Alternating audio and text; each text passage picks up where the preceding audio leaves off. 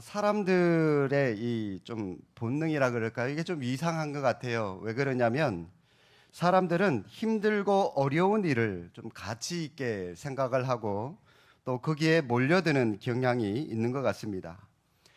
그래서 그 힘들다고 하는 그 해병대 캠프 같은 경우도 있죠. 이런 지옥 훈련 같은 경우에도 돈을 들이면서까지 한번 체험해 보겠다.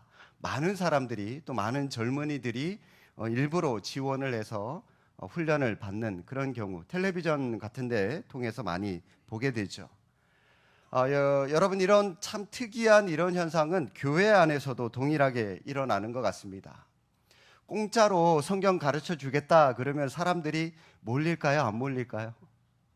공짜인데 안 몰려요. 꼭 10,000원이나 20,000원이나 교재비 받고 어떤 수강료 받고 그러면 돈 지불하니까 돈이 아까워서라도 한번 들어봐야지 그런 마음을 드는지 모르겠지만 아무튼 회비 얼마씩을 좀 거두겠다 그러면 그게 또 사람들이 오히려 더 많이 몰려드는 그런 경향이 있는 것 같습니다. 이런 점은 예수님 시대의 유대인들도 오늘날 우리의 모습과는 별반 다르지 않습니다. 그들은 이 구원이라고 하는 것을 굉장히 어렵게 굉장히 복잡하게 세분적으로 만들어 놓았습니다. 율법의 조문을 60여 가지로 세분화해 놓고 그것을 다 지켜야만 구원을 받을 수 있는 것처럼 그들은 그렇게 규정을 정해 놓았습니다. 그래서 마음 가운데 어떤 생각이 드냐면 참 구원이라고 하는 거 참 어려운 거구나. 천국 가는 거 굉장히 어려운 일이구나라고 하는 그런 인상을 받게 만들었는데 일전에 이 불교의 한 중아저씨가 이런 얘기를 한 적이 있어요. 기독교에 대해서 다소 비아냥거리는 그런 말을 한 것이 같은데 불교를 학술적으로 연구하려면 머리 좋은 사람도 30년은 걸리고 둔재는 300년이 걸린다. 자, 여러분 이게 무슨 말이냐면 머리 나쁜 사람은 평생을 공부해도 이 불교의 심오한 도를 알 수 없다는 겁니다. 그에 비해서 도교라고 하는 것은 20년 공부하면 도를 터득할 수 있고 유교는 10년 정도면 사서삼경을 웬만큼 이해할 수 있다고 합니다. 그런데 기독교는 이 중아저씨가 얘기를 하기는 자기 같은 둔재도 3년이면 터득할 수 있다라고 그런 의미에서 이런 말을 한 겁니다. 한마디로 이분이 한 말은 기독교의 진리가 굉장히 쉽고 굉장히 단순하기 때문에 그만큼 가치가 없다, 불교보다 가치가 없다라고 하는 그런 의미에서 이 얘기를 한 겁니다. 그런데 여러분 쉽고 단순하다고 해서 가치가 없는 걸까요? 여러분 어떻게 생각하십니까? 예, 맞습니다. 사실 우리 기독교는 예수 그리스도로 말미암아 그분을 믿음으로 말미암아 구원을 받습니다. 여러분 이 한 문장이면 이거 끝입니다. 이거 하나면 끝이에요. 이게 우리 기독교의 핵심 중의 핵심입니다. 그러나 많은 사람들이 이 한 문장으로 정리할 수 있는 이 기독교의 핵심이 이 복음이라고 하는 것이 너무 쉬워서 오히려 못 믿겠다. 그거 가지고 뭔가 더 있어야 이 구원받는 건데 천국 가는 문제인데 이거 하나만으로 어떻게 충족이 될 수 있겠어. 뭔가가 더 있어야 되지 않겠냐라고 차라리 더 심오해 보이는 것을 더 쫓고 싶어 하는 것 같아요. 그러나 여러분 분명히 기억하시기 바랍니다. 하나님은 잃어버린 자녀들인 저와 여러분을 구원하기를 원하십니다. 복잡하고 어려운 율법으로는 구원받을 자가 단 한 사람도 없기 때문에 예수님께서 우리를 위하여 대신 십자가를 지시고 그 십자가에서 달려 돌아가시고 죽으심으로 그래서 그 십자가의 의의를 믿기만 하면 구원받는다라고 하는 굉장히 단순한 이 복음이라고 하는 것을 우리에게 주셨습니다. 믿으면 되니까 여러분 너무 쉽죠. 사실 우리 기독교 외에 다른 종교들을 보면 다 공로라고 하는 것을 다 들고 나오게 만듭니다. 불교의 경우 사찰의 귀화장에다가 자기의 이름을 써서 많이 쌓아놓고 올려놓으면 놓을수록 복을 많이 받는 것처럼 그렇게 여기죠. 혹은 1000배, 3000배 결코 쉽지 않은 일종의 고행을 치러야만 소원이 이루어질 것처럼 거기에도 공로를 들이밀고 나옵니다. 그러나 우리 기독교는 자신의 공로가 노력이 아니라 전적으로 믿음과 은혜로만 똘똘 뭉쳐진 종교라고 하는 사실을 여러분 분명히 기억하시길 바랍니다. 어떤 사람은 이런 말을 하는 사람이 있어요. 기독교가 비과학적이다라고 비판하고 비난합니다. 여러분, 기독교가 비과학적, 그러면 불교하고 뭐 다른 이슬람교 이런 종교는 과학적인가요? 뭘 근거로 그렇게 얘기를 하시는지 모르겠습니다. 1960년대에 나온 이론 가운데 빅뱅 이론이라고 하는 이론이 있습니다. 광대한 우주에 한 번에 어떤 큰 폭발이 생겼는데 그 폭발로 인해서 우연히 은하계가 생성이 되고 그 은하계 안에 지구라고 하는 것이 조성이 되었다. 그 이론이 바로 이 빅뱅 이론입니다. 그 폭발로 지구도 생겼다라고 하는데 거기다가 사람들은 과학이라고 하는 것을 들이대요. 원숭이에서 사람으로 진화되었다 그러면서 진화론에도 과학이라고 하는 것을 들이댑니다. 그런데 여러분, 과학이라는 게 뭡니까? 물론 과학 필요하죠. 사실 과학 때문에 인류가 이만큼 크게 발전하고 또 우리가 편안하게 안전하게 우리가 살아가고 있는 것 틀림없는 사실입니다. 그러나 여러분, 빅뱅 이론요, 여러분이 가지고 있는 어떤 물건이 있죠. 시계 같은 거 한번 폭파시켜 보십시오. 뭐 다른 물건들이 어떻게 만들어지는지 한번 해보십시오. 오히려 부서지고 망가지고만 맙니다. 결코 어떤 새로운 게 만들어지지 않습니다. 쥐를 아무리 교배해 보십시오. 이 깃털 달린, 날개 달린 쥐가 나올까요? 돼지를 아무리 교배해도요, 이 돼지가 사슴처럼 우아한 몸매를 가질 수가 있겠습니까? 돼지는 돼지일 뿐입니다. 그런데도 우리는 몇 가지 동물들을 교배해서 좀 특이한 그런 짐승들이 나오면 드디어 인간이 자연을 정복했다느니 하면서 막 허풍을 떠들어대죠. 여러분, 이게 다 우스갯소리입니다. 사실 이 교배라고 하는 것을 계속 하다 보면은 유기체는 점점 약해지게 마련입니다. 결국 새끼를 낳을 수 없는 불임체가 되게 되고요. 설령 새로운 생물체가 태어났다 할지라도 면역력이 없어서 금세 죽어버리고 맙니다. 하나님이 왜 사람을 사람으로 만들었고 돼지를 돼지로 만들었고 쥐를 쥐로 만들었는지 이 종이 있고 목이 있고 다 틀려요. 하나님의 계획하심이 있기 때문에 그렇게 틀리게 만든 건데 억지로 인간이 짜집게 하듯이 그렇게 교배를 시키고 뭔가 이상한 걸 만들어내고 오래 못 삽니다. 이것이 여러분 과학의 한계입니다. 과학은 인공으로 인간의 뼈를 만들 수 있을지는 몰라도 아직 피 한 방울 만들어내지 못합니다. 사람을 살리는데, 생명을 살리는데 우리가 이 헌혈을 해야 되잖아요. 피를 우리가 직접. 이게 인공적으로 피를 만들 수 있다면 우리가 헌혈 안 해도 얼마나 좋겠습니까? 아직 과학이 많이 발전했다 할지라도 이 피는 생명이 피에 있는데, 생명의 근원은 피에 있는데 우리 몸을 구성하고 있는 70%가 피잖아요. 과학이 피 한 방울 만들어내지 못한다는 것은 생명을 아직도 창조할 수 없다는 것을 우리에게 말씀하고 있는 겁니다. 말하고 있는 겁니다. 그러나 하나님은 우리를 위하여 이 세상 만물을 만드셨고 우리에게 거저 주셨습니다. 우연이 아니라 하나님의 계획하심, 자연의 질서, 생명의 탄생, 지구가 자전하고 태양을 공전하고 또 지구를 중심으로 달이 자전하면서 또 공전하고, 여러분 이것이야말로 진짜 과학이 아니고 무엇이겠습니까? 복음 얘기를 하다가 잠시 과학으로 들어왔는데, 여러분 이 세상에는 정말 악한 사람들도 많고 악한 일들도 많이 일어납니다. 그래서 그런 사람들로 인하여 사회 질서가 흐트러지는가 하면 선량한 사람들이 피해를 당하는 경우도 굉장히 많이 있죠. 최근에 급증하는 범죄 가운데 하나가 있는데 바로 묻지마 범죄라고 하는 범죄가 있습니다. 아무 이유 없어요. 전혀 상관없는 불특정 다수에게 난데없이 그냥 저 사람이 나를 다치게 하려고 하는, 상해하려고 하는 이유가 없어요. 그냥 갑자기 칼부림을 펼치면서 묻지마 범죄. 지난 여름에도 이 분당의 서현역에 여러분이 칼부림으로 많은 사람들이 죽거나 다치지 않았습니까? 그런 묻지마 범죄. 또 굉장히 잔혹한 토막살인과 같은 그런 아주 잔혹한 범죄들도 많이 나타나고 있는 것 같습니다.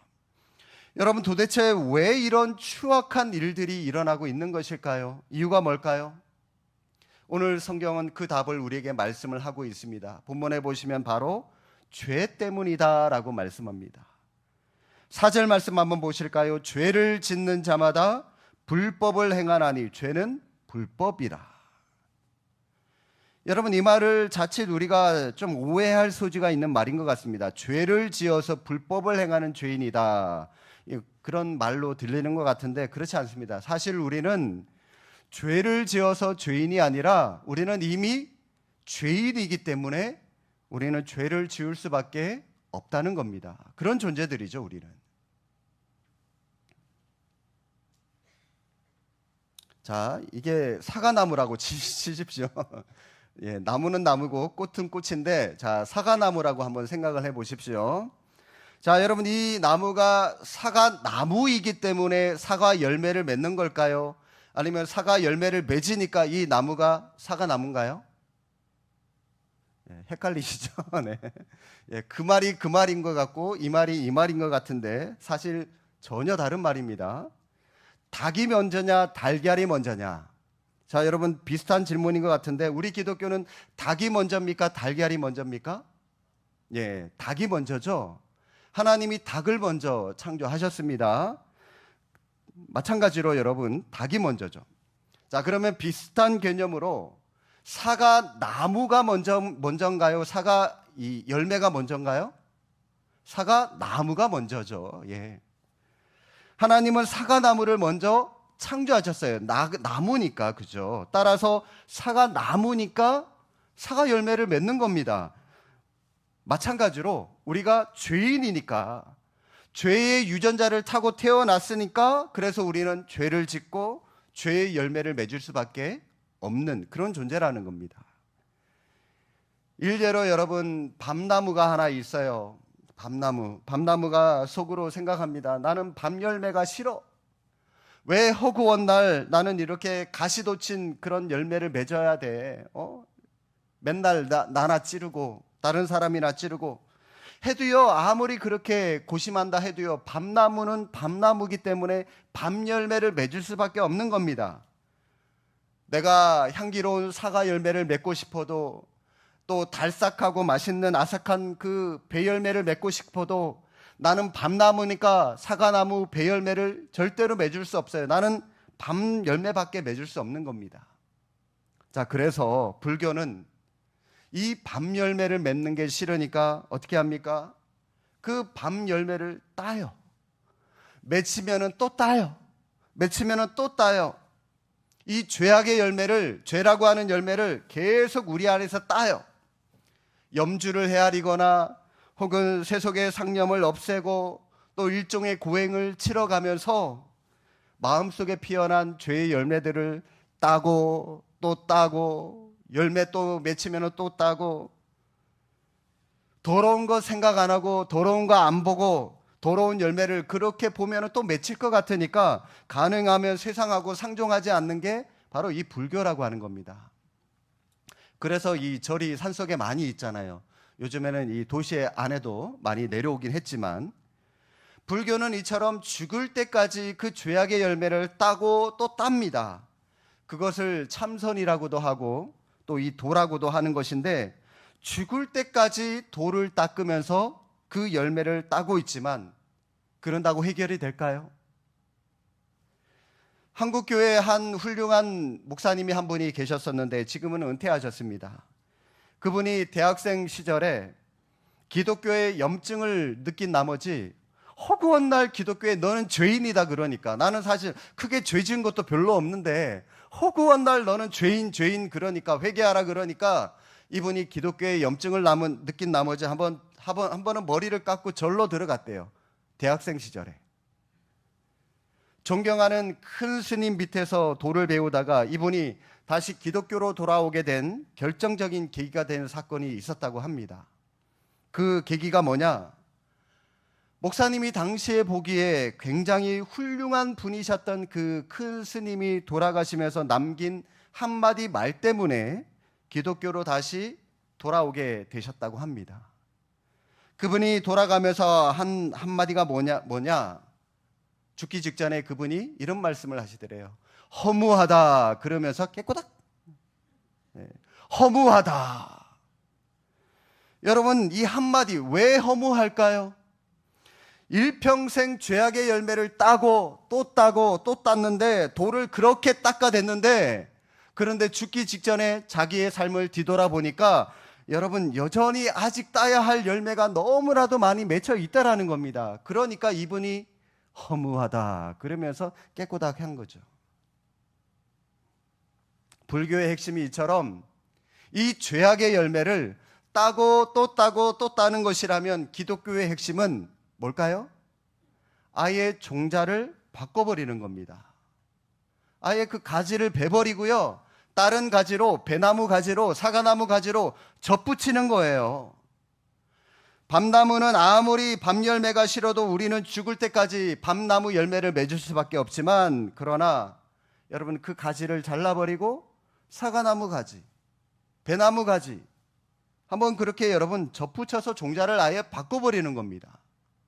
그러면 몸뚱아리는 밤나무인데요. 가지가 사과나무 가지니까 사과 열매가 맺혀요. 희한해요. 그런데 여러분 제가 이 얘기하는 거는 이게 제 얘기가 아닙니다. 성경 한 구절 찾아보실까요? 로마서 11장으로 가보십시오. 로마서 11장 17절 말씀. 로마서 11장 17절 말씀. 제가 방송실에 말씀을 안 해드렸는데 자, 우리 함께 한번 성경 찾으셨으면 함께 한번 읽어보실까요? 자, 또한 가지 열마가 꺾이었는데 돌감람나무인 내가 그들 중에 접붙임이 되어 참 감람나무 뿌리의 진액을 함께 받는 자가 되었은즉. 우리는 원래 무슨 나무라고요? 돌감람나무래요. 먹지 못하는 감람나무를 맺는 그런 나무였는데 그런데 이 접붙임이 되어서 참 감람나무의 뿌리의 진액을 함께 받는 자가 되어버렸답니다. 여러분 우리에게는요 이 밤나무 같은 그런 존재지만 사과나무, 여러분 이 접붙임을 받은 사과나무 무엇입니까? 우리에게는 바로 예수 그리스도의 십자가죠. 우리는 죄인이라고 하는 나무이기 때문에 죄의 열매를 맺을 수밖에 없지만 십자가를 접붙이면은 죄인이라고 하는 나무지만 그 십자가를 통해서 우리는 의라고 하는 열매를 맺으면서 살아갈 수가 있게 되는 것입니다. 밤 열매를 따는 행위만으로는 절대 안 됩니다. 우리의 종자가 바뀌어져야 됩니다. 이것 때문에 우리에게는 예수 그리스도의 십자가가 필요하다라고 하는 것이죠. 바로 이 믿음으로 우리는 예수 그리스도 안에서 참 자유를 누리는 것입니다. 그런데 많은 분들이 목사님 성경에 하라는 거 하지 말라는 그런 제약들이 많이 있는데 그 속에서 우리가 어떻게 자유할 수 있겠습니까? 오히려 우리를 구속하는 거 아닙니까? 우리의 자유를 억누르는 거 아닙니까? 하고 묻습니다. 여러분도 성경에 제시된 많은 계명들이, 많은 율법의 말씀들이, 명령들이 여러분을 구속하는 거라고 생각하십니까? 아니에요. 여러분이 부모님께 자라면서 들었던 잔소리, 혹은 지금은 반대로 현재 여러분이 부모로서 여러분 자녀에게 하고 있는 잔소리, 그것도 구속인가요? 여러분이 자녀들에게 구속시키려고 그런 잔소리를 하고 계신 겁니까? 여러분, 부모님이 잔소리를 왜 하시죠? 사랑하니까. 사랑하니까. 자녀를 사랑하니까 부모로서 당연히 가르쳐야 할 교육이고 훈계입니다. 물론 자녀의 생각과 전혀 다르게 전적으로 부모의 고집으로 자녀를 양육하고 훈육하고 그런 거라면 이 잔소리가 될 수 있겠지만, 더 나은 길을 가라고, 이왕이면 더 많은 사람들에게 유익을 주는 삶을 살아가라고 하는 그런 잔소리고 조언이고 충고라면, 여러분, 그거는 구속이 아니라 사랑이죠. 사랑. 그 부모의 사랑 안에 있는 자녀는 비록 부모에게 잔소리를 들을지언정 배고파서 밥 주세요 그러면 밥 차려주죠. 용돈 없어서 용돈 주세요 그러면 용돈 받죠. 주죠. 옷 사달라 그러면 옷 사주죠. 부모님과 함께 있으면 좋은 점이 더 많아요. 더 많아요. 이것이 바로 부모 안에서 누릴 수 있는 자유 아닙니까? 여러분, 남의 부모는 내가 그 부모의 말을 아무리 잘 듣는다고 해도요, 남의 부모는 내 부모만큼 나에게 해주질 않습니다. 밥 하나 얻어먹어도요, 눈치 보면서 얻어먹어야 되잖아요. 이 자유를 위해서 자녀인 우리가 할 수 있는 것, 부모님과 그냥 함께 있기만 하면 되는 겁니다. 거기다가 한 가지 굳이 더 첨가하자면, 마땅히 자녀로서 우리는 그 부모를 공경하고 부모의 말씀에 순종하는 것이 우리에게 필요하죠. 그 순종을 여러분 구속이라고 생각하지 마십시오. 자녀로서 마땅히 해야 할 행동이기 때문이죠. 마찬가지로 여러분, 예수 그리스도 안에도 자유함을 우리는 얼마든지 가질 수 있습니다. 죄와 사망을 이길 수 있는 자유가 있습니다. 이 자유를 위해서 우리가 해야 할 것은 예수님과 그냥 함께 있기만 하면 되는 거예요. 여기에 하나만 더, 우리가 부모님께 순종하듯이 예수님의 말씀에, 하나님의 말씀에 우리도 순종하며 살아가면 되는 겁니다. 이 순종은 어디까지나 자녀된 우리가 마땅히 해야 할 행위들이지, 하나님께서 이거 안 지키면 우리 지옥에 보내려고, 우리를 힘들게 하려고, 어렵게 하려고, 우리를 고생시키거나 구속하기 위해서 작정하시고 율법을 만드시고 계명을 우리에게 주신 것이 아니라고 하는 겁니다. 사랑하는 성도 여러분, 하나님은 저와 여러분을 사랑하십니다. 그러나 우리 안에 있는 이 죄라고 하는 것 때문에 우리의 눈이 어두워져서 우리는 이 죄 때문에 하나님을 보지 못하게 되었습니다. 그러나 인간은 인간 스스로 죄 문제를 해결할 수 없어요. 왜냐하면 우리 스스로가 죄인이기 때문입니다. 같이 물에 빠져 있는 사람은 물에 빠진 다른 사람을 구원할 수 없습니다. 나도 힘든데, 그죠? 어떻게 물 밖에 있는 사람이 물에 빠진 사람에게 뭐 튜브를 던져두든지 수영을 잘하면은 뛰어들어서 그 사람을 구해 준다든지 그렇게 해야지, 죄에 빠진 사람은 우리 스스로를 구할 수도 없고 다른 사람들을 구원할 수도 없다는 겁니다. 그래서 여러분, 죄 밖에 있는, 죄가 없으신 그 분이 우리를 구원해 주셨는데, 그분이 바로 예수님이시다라고 오늘 본문은 우리에게 말씀하고 있습니다. 이 사실을 믿기만 하면 됩니다. 그런데 여러분, 아직도 너무 쉬워서 잘 못 믿겠다고요? 믿음이 안 간다고요? 그래도 믿어보세요. 믿어보셔야 됩니다. 이 믿음으로 반드시 출발을 하셔야만 우리는 우리의 이 죄 문제를 해결할 수 있는 겁니다. 이 문제를 해결하지 않고 우리는 절대로 하나님 앞에 나아갈 수 없습니다. 이 시간 다시 한번 예수 그리스도를 의지함으로 우리의 죄 문제를 해결하시고 참 자유를 누리며 살아가는 저와 여러분이 되시기를 주님의 이름으로 축복합니다. 기도하겠습니다.